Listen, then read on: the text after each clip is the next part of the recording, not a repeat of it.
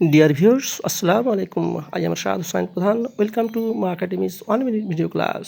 আমাদের এখনকার ক্লাসের বিষয় 9-এর বিভাজ্যতা। স্ক্রিনের 5075, 1737 ইত্যাদি সংখ্যাগুলো ভাগ না করেই বলে দিতে হবে 9 দ্বারা বিভাজ্য কিনা।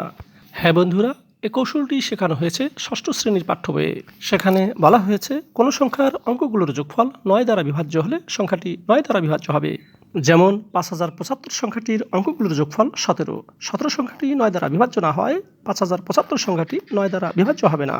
আবার 1737 সংখ্যাটির অঙ্কগুলোর যোগফল 18, যা 9 দ্বারা বিভাজ্য, আর তাই 1737 সংখ্যাটি 9 দ্বারা বিভাজ্য হবে। এভাবে যে কোনো সংখ্যা 9 দ্বারা বিভাজ্য কিনা তা সহজেই জানা যায়।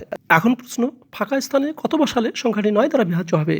উত্তর হবে 6, কারণ 6 বসালে সংখ্যাটির অঙ্কগুলোর যোগফল হবে 27, যা 9 দ্বারা বিভাজ্য।